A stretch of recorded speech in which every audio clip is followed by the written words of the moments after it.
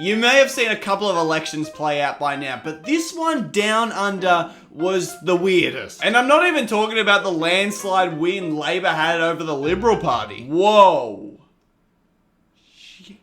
It was the best result for Labour since World War II. It was so good, in fact, that the opposition lost their seat. But forget about politics for just 1 second, because I just want to talk about the wacky lead-up that was the 2025 Australian election. There's party leaders literally leading late night parties, TikTok debates, and then there's senators streaming Fortnite on Twitch. Am I still alive? The Greens party this year really targeted some younger voters. So, Senator Nick McKim thought it'd be a great idea to jump on Twitch and start streaming some Fortnite while having some high-level political discussions. We're dropping in the forest.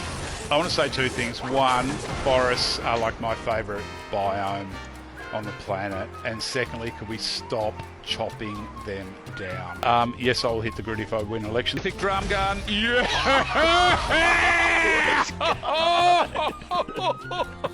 Chicken jockey. Then the Greens party, Adam Bant, threw his hat in the ring for some DJing at the night titled Vote, hosted by Abby Chatfield. And don't get me wrong, this night looks really fun. It is just weird though. Like, I don't see Skrillex running for Prime Minister anytime soon. And online influence is such a prominent force these days that these parties would be crazy not to utilize TikTok, YouTube, Instagram. And what's a great way to get a lot of traction on your videos, gain more views? You copy what's already successful. And the Liberal Party this year said, I'll be having all of that. And they started making videos in this style with the head placement up top, the AI generated images, this sound effect. Oh, wait a minute. You've just copied legendary YouTuber Ray William Johnson's editing, his captions, his phrases, his cadence. Then when he caught wind of this, he went to look at the video, which he couldn't find because he was blocked by them.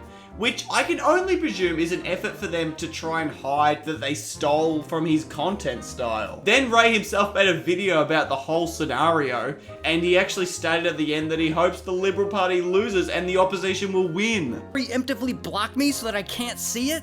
Were you trying to hide it so that I don't call you out? Which I wouldn't have done anyway. I hope everyone goes out and votes for the other guy. Because fuck you, that's why. Then the Liberals' TikTok account posted a separate video backpedaling, saying that he was accidentally blocked.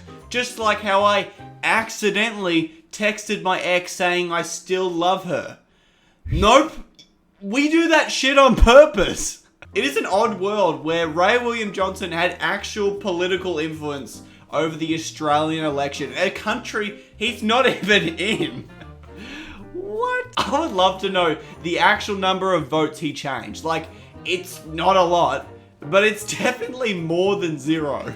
And it seemed this year that every political party almost had their own influencer that was just pumping out content for them. Obviously not paid content, they were obviously just doing it because of their own political preferences. I mentioned her earlier, Abby Chatfield, a huge ambassador for the Greens, which I think between her and Adam arguably swung more voters to the Greens than the Greens party themselves. And similar story with Friendly Georges, like he was just pushing out so much content up to the election, and not because of any other reason than him just believing in Labour. Now we're having real political debates online, influencer versus influencer, which is great because we get to see people being passionate and fighting for what they believe in.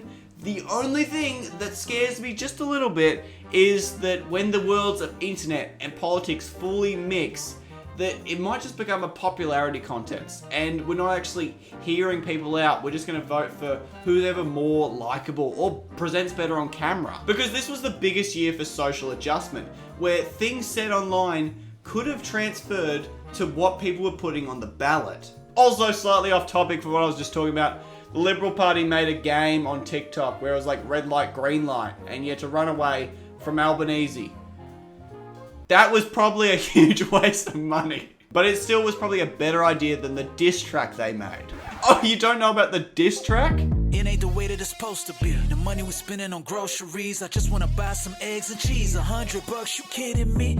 It costs too much to live. The economy's looking a mess. So we living check to check. Labor got us feeling so stressed. Then after that, Labour fired back with their own diss track, where they got the flow and the music from the Sideman diss track, where Harry dissed KSI.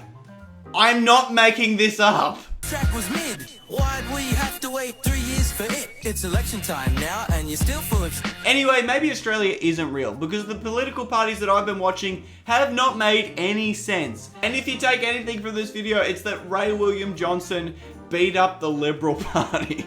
I hope you enjoyed this video. I've been working on my next video for a while now, so subscribe so you don't miss that, because I really want you to see that. It's a bit of a project. So see you later, guys. Goodbye. Bye.